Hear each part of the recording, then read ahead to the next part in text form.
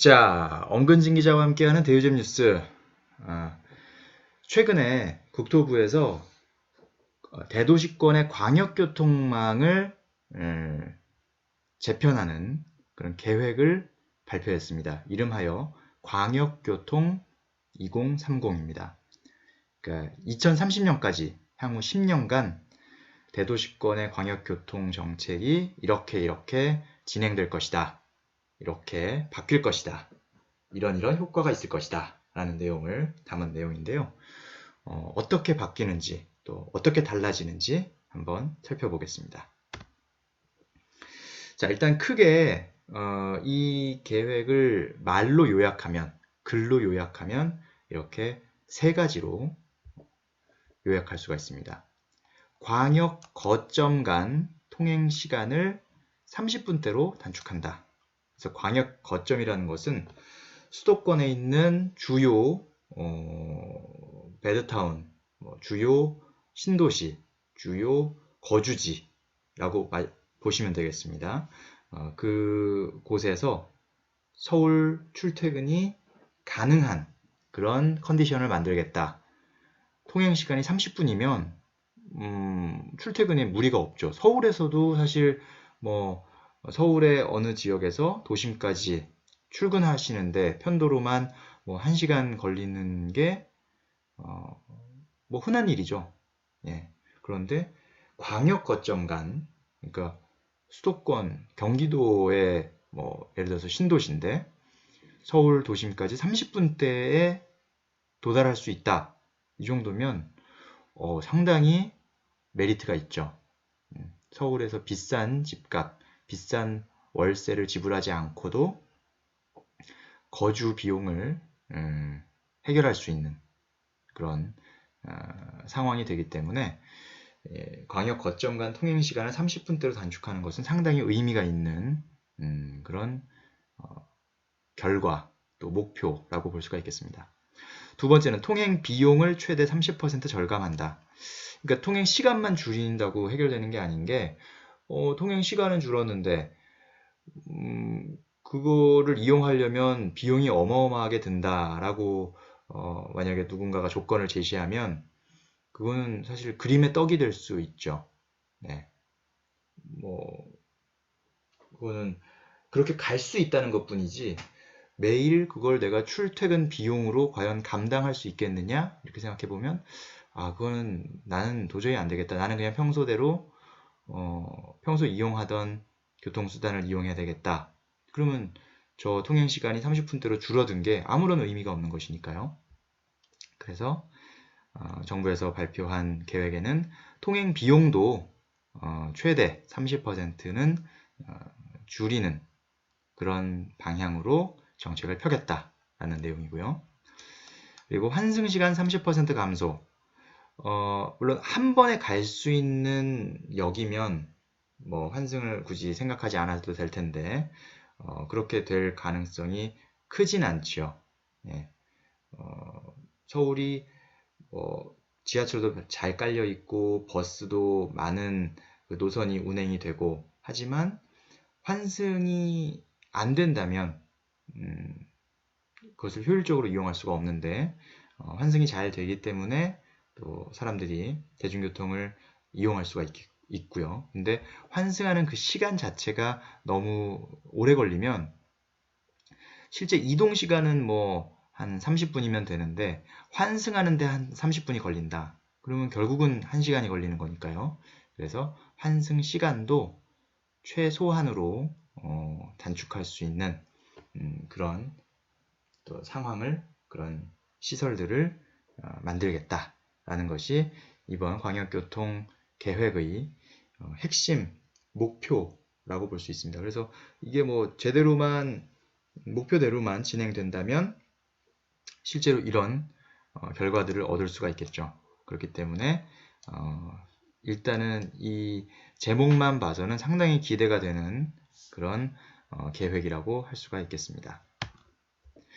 자, 이 광역교통 2030의 핵심은 역시 수도권 광역급행철도입니다.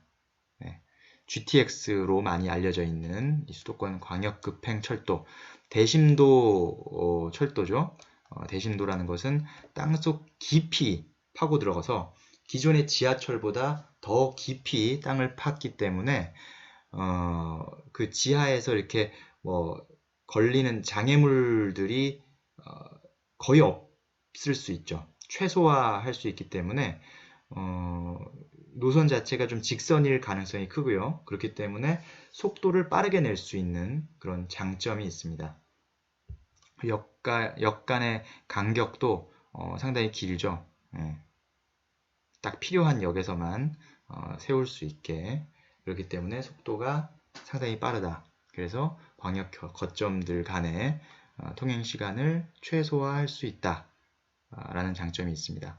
다만 이제 공사 비용이 만만치 않고 또 그 해당 노선이 지나는 그 지역의 주민들이 조금 불안해할 수 있습니다. 땅 밑에를 파는 그런 작업이기 때문에 뭐 나중에 지진에 그런 위험이 있다든지 뭐 집안이 조금 이렇게 뭐 무너진다든지 그런 우려를 제기하는 분들도 벌써부터 나오고 있습니다. 이런 분들과의 갈등을 잘 해결하고 물론 공사가 일단 최대한 안전하다는 것을 증명하고 검증하고 진행되는 게 최우선일 것이고요. 그것을 해당 지역 주민들한테 잘 설명하고 또 실제 공사 시에도 그 이론적으로 아무리 완벽하다고 하더라도 실제 공사장에서 현장에서의 실수는 아주 또 큰 그 사고로 이어질 수 있기 때문에 이 공사에 임하시는 분들은 아주 만전을 기해서 해주셔야겠습니다. 자, 수도권 광역급행철도 A 노선은 파주 운정역에서 밑쪽 화성 동탄까지 연결되는데요. 지금 이 지도에서는 좀 잘려 있습니다. 이렇게 북서쪽에서 출발해서 동남쪽으로 연결되는 노선이라고 보시면 되겠고요. B 노선은 인천 송도에서, 역시 여기도 이제 이쪽 왼쪽 부분이 좀 잘렸는데요. 인천 송도에서 여의도를 지나서 서울역을 지나서 남양주까지 연결되는 그런 노선이고요. C 노선은 역시 C 노선도 좀 잘려 있습니다. 지금 전체적으로 B 노선도 그렇고 C 노선도 그렇고 잘려 있는데요. 이정부 이 북쪽에서부터 시작해서 청량리를 지나서 양재, 과천 밑쪽으로 이어집니다.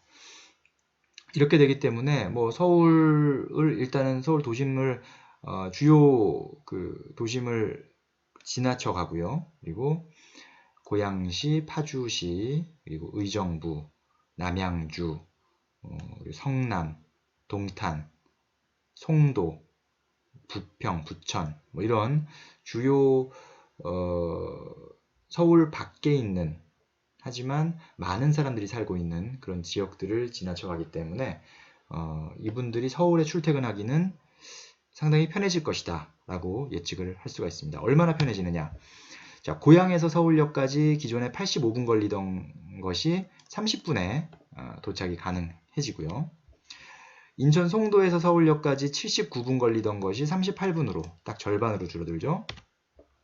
남양주에서 서울역까지는 72분 걸리던 것이 역시 절반인 36분으로, 그리고 화성 동탄에서 강남역까지는 70분이던 게 35분, 역시 딱 절반으로 줄어들게 됩니다. 그러니까 지금 웬만한 곳에서 서울역까지 다 30분대, 그리고 강남역까지도 30분대 이렇게 도착할 수 있는 상황이 된다라는 것은 상당히 이 지역에 지금 거주하고 계신 분들한테는 상당한 기대감을 안게 해주는 그런 내용입니다. 자, 지금 보시면 아까 이제 잘린 지도를 다시 좀 안 잘린 지도로 바꾸자면 이렇게 되는데요. 자, 파주 운정에서 화성 동탄까지 이 빨간색 노선이 A 노선, 그리고 남색 노선 송도에서 마석까지 이 남색 노선이 B 노선이고요. 덕정에서 수원까지 초록색 노선이 C 노선이 되겠습니다. 현재 A 노선은 착공에 들어갔고요. B 노선과 C 노선은 착공을 지금 이제 준비하고 있습니다. 국토부는 조기 착공을 적극 추진할 계획이라고 하는데요. 그리고 A 노선은 계획대로 차질 없이 2023년에 준공하는 것을 목표로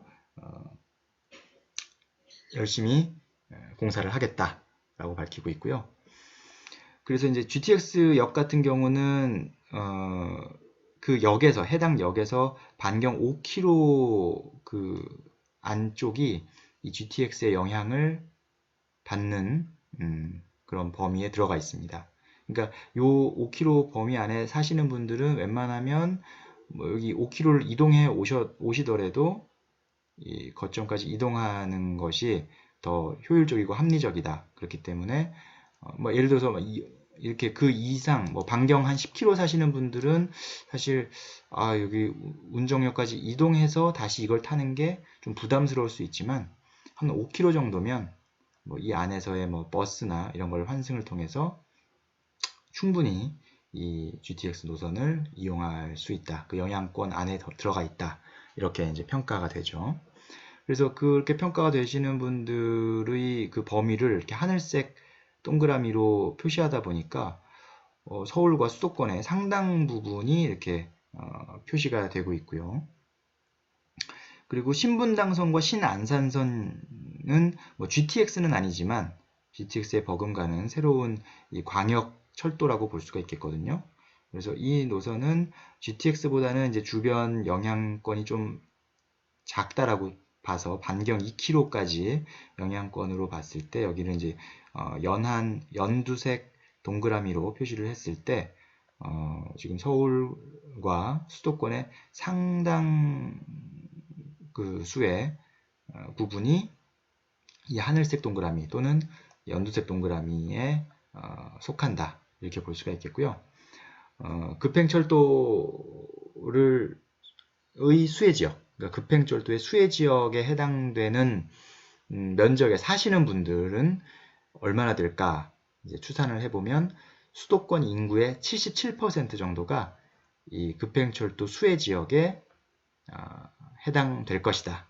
이렇게 정부는 예상을 하고 있습니다. 그러니까 한 10명 중에 8명 정도는 이 급행철도의 수혜를 입을 것이고 한 10명 중에 2명 정도는 이렇게 이제 이게 다 되더라도 조금 불만이 아직은 조금 부족한 부분이 있을 수 있는데 그런 분들은 급행철도의 수혜 지역을 확대함으로써 그 아직 커버하지 못한 부분을 채우겠다라는 것이 정부의 생각이고요. 그래서 이쪽 수도권 서부 쪽에 조금 빈 그런 부분들이 좀 있는데 이런 부분들은 추가로 신규 노선, 일명 이제 GTX D 노선이라고 많은 사람들이 예측을 하고 있는데요. 이런 신규 노선을 뭐 이렇게 연결한다든지 하여튼 이 수혜 지역에서 빠져 있는 이런 분들을 위한 교통 대책, 인프라도 역시 검토를 진행 중이다. 이렇게 정부에서 밝히고 있습니다. 그럼 철도만 하는 것이냐? 아니죠. 도로도 역시 마찬가지로 도로 인프라에 대해서도 좀 계획을 밝히고 있는데요.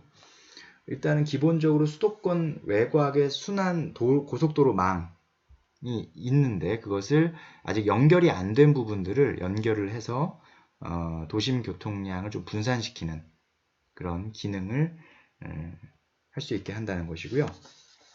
지금 이 지도를 보시면 굵은 실선으로 표시된 부분이 있고 점선으로 표시된 부분이 있는데 실선은 이미 이제 운영이 되고 있는 곳이다 라고 보시면 될 것 같고요. 점선은 뭐 공사 중이거나 혹은 계획 중이다 이렇게 보시면 되겠습니다. 밑에서부터 볼까요? 동탄에서 봉담 이 구역은 빨간색은 이제 민자구역이고 파란색은 재정사업 구간인데요. 동탄에서 봉담은 현재 이미 운영 중입니다. 운영 중이고 봉담에서 송산 이 구역은 점선으로 되어 있죠. 현재 공사 중인 구간이고요. 송산에서 안산은 실선이죠. 현재 운영 중. 그리고 안산에서 인천은 재정사업 구간인데요. 현재 여기는 타당성 평가 중입니다. 그러니까 아직 확정된 건 아니죠. 타당성을 평가해서 경제성이 있고 여기에 설치하는 것이 실익이 있다 판단이 되면 이제 실제로 건설을 하게 되겠죠. 그리고 인천에서 김포는 현재 운영 중인 곳이고요. 그리고 김포에서 파주는 파란색 점선 현재 공사 중인 곳입니다. 그리고 파주에서 포천, 파주에서 양주 이 구간도 역시 재정사업으로 공사가 진행 중인 곳이고요. 빨간색 점선 포천에서 화도 민자사업으로 공사가 진행 중인 곳입니다. 파란색 점선 화도에서 양평 여기는 역시 공사 중이고요. 재정사업 공사 중입니다. 그리고 재정사업 양평에서 양평 중부 내륙 고속도로와 연결되는 이 양평에서 양평은 이미 운영 중인 그런 곳이고요.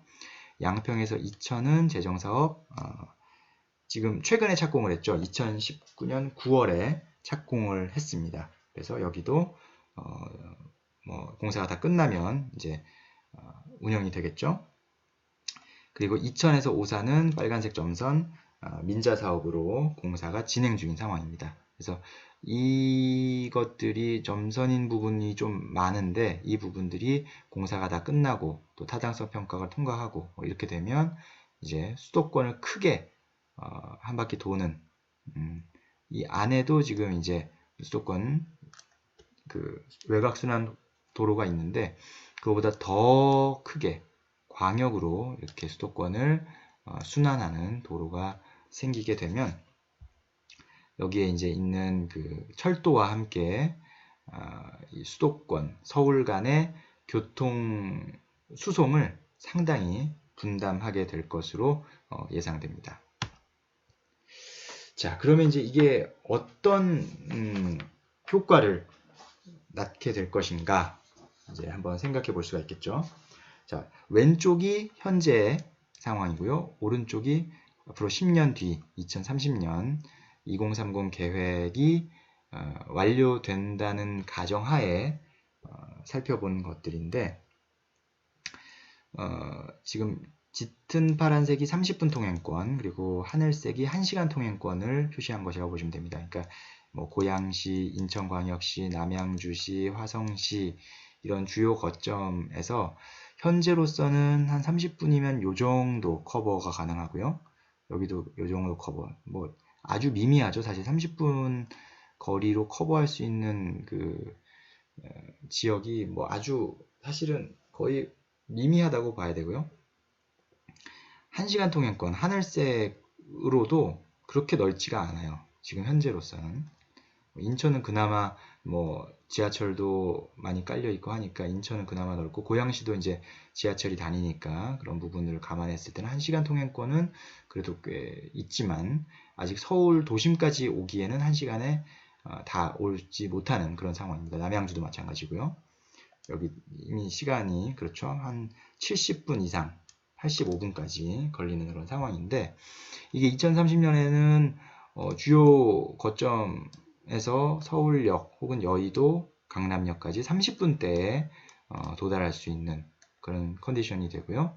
여기 보면은 짙은 파란색 부분이 상당히 넓어졌죠. 왼쪽과 비교하면 뭐 거의 이게 과연 가능할까 싶을 정도로 짙은 파란색이 아까 이제 그 철도 그 노선을 좀 중심으로 이렇게 되어 있는 거를 보실 수가 있습니다. 어쨌든 이렇게 통행 시간이 짧아질 수 있다라는 기대감이 있고요. 뭐 이 해당 지역에 사시는 분들은 어쨌든 기대감을 안고 좀 수혜를 입게 되시는 거죠. 앞서서 이제 뭐 그 처음에 세 가지 그 이 광역교통 2030 계획의 목표를 정리해 드렸는데 거기에는 광역 거점 간 통행 시간을 30분대로 단축하는 것도 있었지만 통행 비용을 30% 절감하는 것도 있었거든요. 그래서 그 내용이 이 내용입니다. 2016년에는 월 교통비가 한 32만 원이던 게 2030년에는 22만 원으로 한 30% 줄어든다. 이렇게 보실 수가 있고요. 그래서 가계비 비중도 교통비가 차지하는 가계비 비중도 12%였던 게 8.5%로 좀 부담이 덜어질 수 있는 그런 상황이 된다라고 볼 수 있겠습니다. 여기에는 이제 광역 알뜰 교통카드라는 걸 지금 발표한 바 있는데, 이게 이제 대중교통 이용 마일리지가 쌓이면서 뭐 여러 가지 할인을 받을 수 있는 그런 카드입니다. 그래서 이걸 통해서 광역 교통비를 절감하는 이런 할인 효과를 준다는 것이 정부의 생각입니다. 자, 그리고 환승 시간도 30% 절감한다고 했는데요. 여기 보면은 이제 아까 그 GTX A 노선, 그리고 B 노선, C 노선이 마주치는 곳에 주요 이제 환승 센터가 생기게 됩니다. 서울 도심 내에는 서울역, 여의도, 사당역, 강남역, 삼성역, 잠실역, 청량리 요 7군데가 도심형 환승 센터라고 보시면 되겠고요. 그리고 이제 김포공항, 디지털 미디어시티, 강일, 선바위, 청계산 입구도 역시 환승센터, 그리고 운정, 킨텍스, 대곡, 별내, 부천 종합운동장 이런 것들도 철도와 연계한 환승센터로서 역할을 하게 될 것이다 라고 보시면 되겠습니다. 이런 환승센터의 동선을 최대한 효율적으로 설계하고 그리고 그 노선들을 잘 연결시켜 놓으면 환승할 때 걸리는 시간을 지금보다 줄일 수 있다라는 것이 또 정부의 생각입니다. 그렇게 해서 현재 예를 들어서 전체 이동 시간 중에 환승 시간이 한 20분에서 25분 정도였다면 이것이 이런 환승 센터를 잘 구축함으로써 15분으로 30% 정도 줄일 수 있다라는 계획을 총정리해 놓은 것이 정부가 얼마 전에 지난주에 발표한 광역교통 2030 계획입니다. 물론 뭐 여기에 대한 비판도 많습니다. 뭐 이미 발표했던 계획을 또 재탕 삼탕한 것이다. 뭐 이런 비판적인 시각도 있고요. 또 정부가 어쨌든 이미 발표한 계획에 대해서 다시 한번 정리를 하고 무엇을 우선적으로 하고 어떤 목표를 갖고 진행할 것이다 라고 확실하게 다시 한번 확인시켜준 그런 뭐 계획이다 라고 보는 사람들도 있고, 또 GTX D 노선 같은 경우는 과연 이게 될 것이냐, 그러니까 지금 이거를 말할 수 있는 단계인가 라고 좀 회의적으로 이제 보시는 분들도 계시는데, 정부가 일단 내뱉은 말이니까 앞으로 어떻게 그거에 신경을 쓰고 또 공을 들이는지 우리가 계속해서 지켜보는 것이 결국은 정부가 그 약속을 지키도록 노력하게 만드는 그런 일일 거라 생각합니다. 우리도 그냥 여기서 그냥 박수치고 넘어가고 잊어버리고 이렇게 되면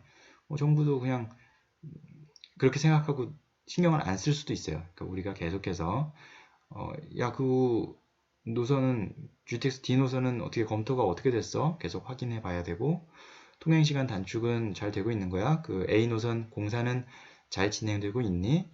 BC 노선은 언제 착공해? 계속 이런 것들을 확인하고 물어보는 그런 관심이 필요하다라고 말씀을 드립니다.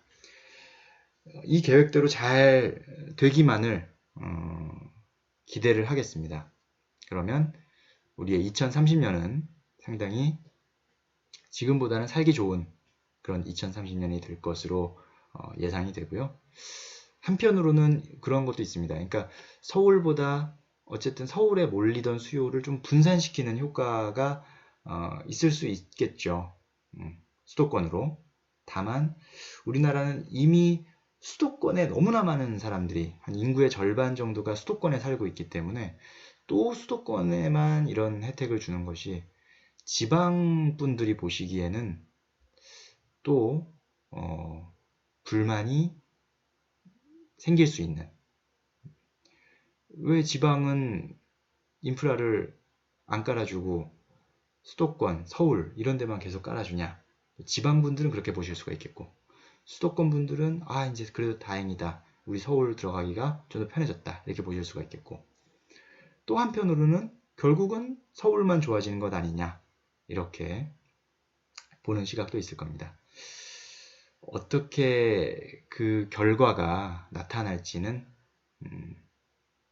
우리가 계속 지켜봐야 될 일이라고 생각합니다. 자, 엄근진 기자의 대유잼 뉴스. 오늘은 정부가 지난주에 발표한 광역교통 2030 계획을 정리해봤습니다. 감사합니다.